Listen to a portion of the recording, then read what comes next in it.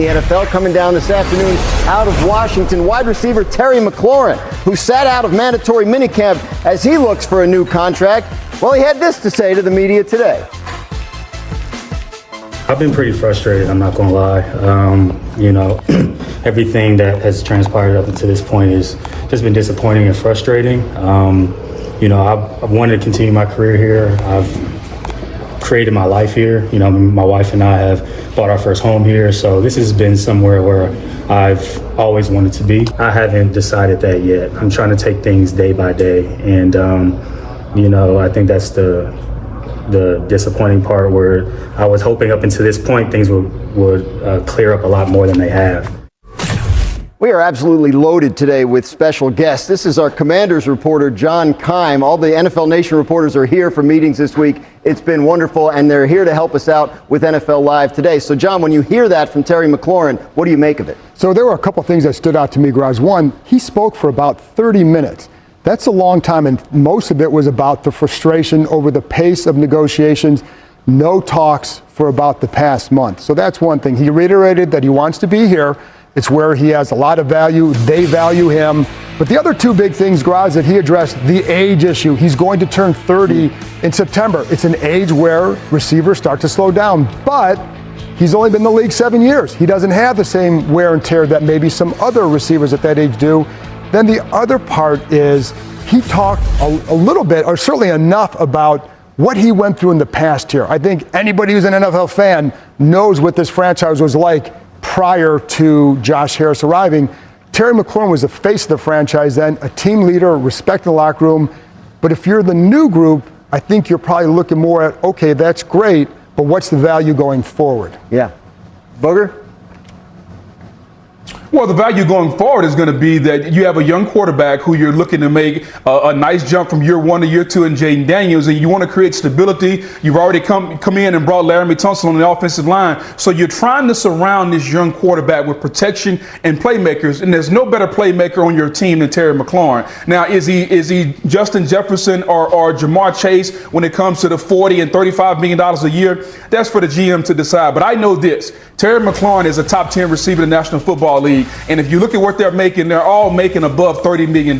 So wherever the deal comes in, whether it's 30, 32, 34, figure it out. Continue the continuity that you have in Washington, because right now the Commanders are everybody's darling pick. They got a lot of momentum. They got a lot of positive national momentum. And the last thing you want to do is create a negative controversy on the side as you go into training camp. I think Washington and Adam Peters, they've done everything right so far. Continue this, get this deal done, whether it comes in at 32, 34, 35, whatever the number is, Tim. I think you got to pay him, because his production, not only on your team, but in the league, says so. Yeah, and Boog, how about this? He's also one of your good guys. Like this reminds me of the Trey Hendrickson situation in Cincinnati, and the fact that, look, he's been a team guy. He's been a leader. He's been great in the community. When things were not good, he's kind of risen above, kind of the disaster that's been there, as alluded to in terms of what was going on in Washington in the early part of his career. So here you go. You got basically a star wide receiver, a true number one. Yes, he's around 30 years old, but also the reality is he's been an incredible leader, and he doesn't come with some of the baggage that other elite wide receivers come with. I think that's some of the frustration. To me, when I hear Terry McLaurin talk, it reminds me a little bit of hearing Trey talk, where we'd be like, wait a minute, I've done everything right. Why is this not moving faster? That's what it feels like to me. We'll see if it gets moving as we get closer to training camp. John Keim will be all over this story for you. More news breaking on this Tuesday. The Jets giving out money this week. New York Jets as they begin the new tenure of Aaron Glenn. Obviously, one of those helping to reshape the wide receiver market in Garrett Wilson.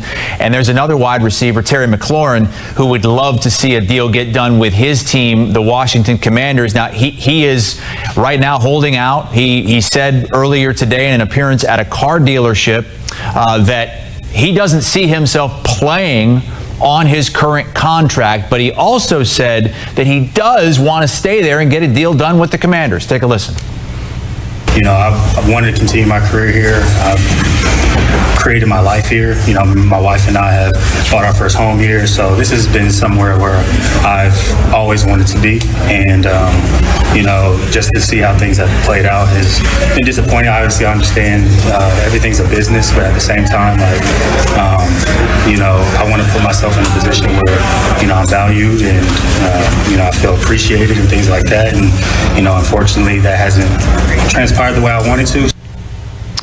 And you might think that because of what happened yesterday with Garrett Wilson, maybe that's one of the dominoes that then topples over to D.C. and affects Terry McLaurin and how the Commanders go about trying to make this right with him. But, JJ, why is that not necessarily the case?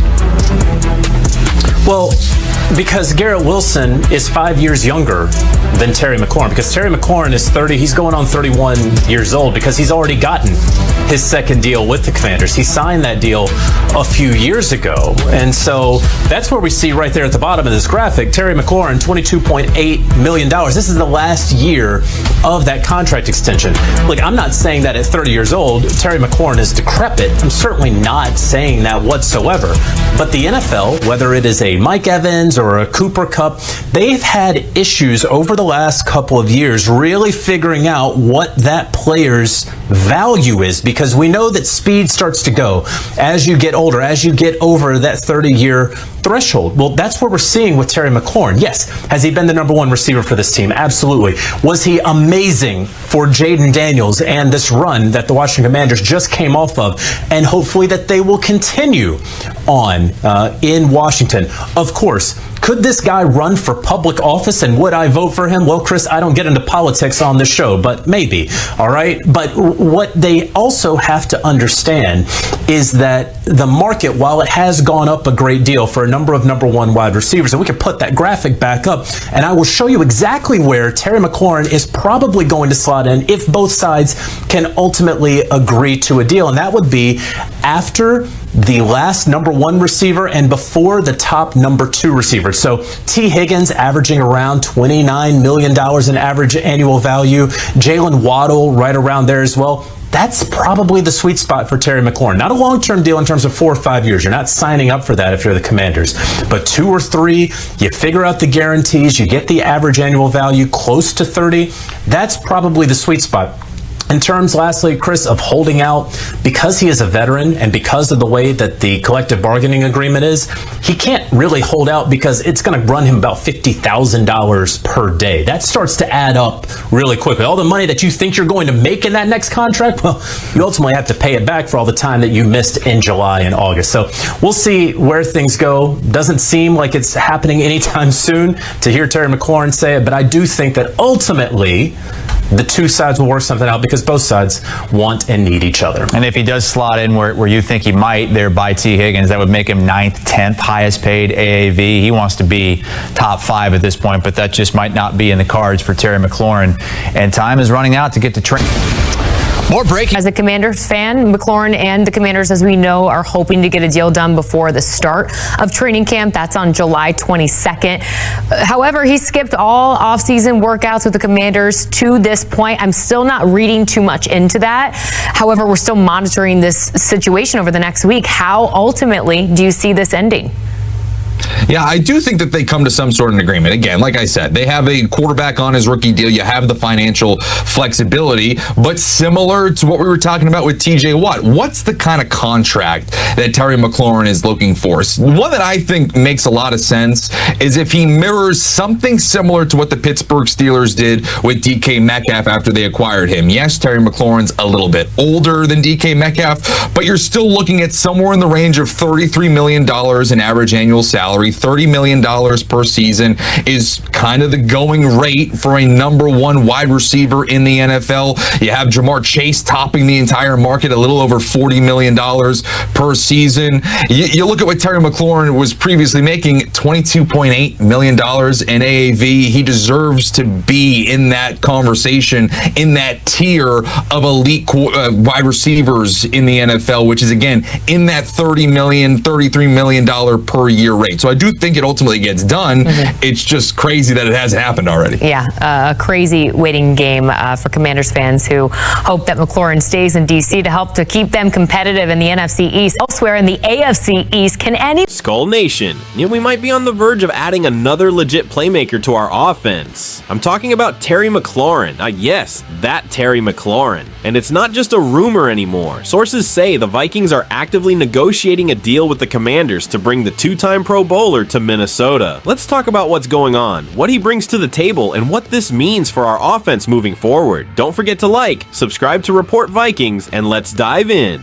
Alright, here's the backdrop. McLaurin is in a nasty contract dispute with Washington. He's been their WR1 for years, but now, with training camp right around the corner, there's no deal in sight. He wants long-term security, but the Commanders aren't moving, and that's opening the door for us. They don't want to pay him top dollar with him turning 30 this September, and I get it, but that doesn't mean he's washed, not even close. Last season, he put up 82 catches, 196 yards, and 13 touchdowns, with inconsistent quarterback play, I might add. That's where Kwesi comes in. According to multiple insiders, the Vikings are in real talks with Washington to land McLaurin, and this is not a just doing their due diligence kind of thing. The interest is real, the negotiation is real, and from what I've heard, McLaurin himself has already given the green light to the idea of coming to Minnesota. He knows our system, he loves the offensive structure under KOC, and most of all, he wants to win now. This isn't about a rebuild, this is about a legit playoff push. So let's talk fit. Imagine this: Justin Jefferson on one side, Terry McLaurin on the other, Jordan Addison in the slot, TJ Hawkinson up the seam, Aaron Jones in the backfield. You tell me how you stop that. McLaurin is one of the best route runners in football. He's got elite hands, he can win downfield, and he's a high character guy who never complains even when the offense struggles. This dude has played with over 10 quarterbacks in 5 seasons and still puts up over 1,000 yards every year. Put him in a stable system with Jefferson and McCarthy, he's gonna eat.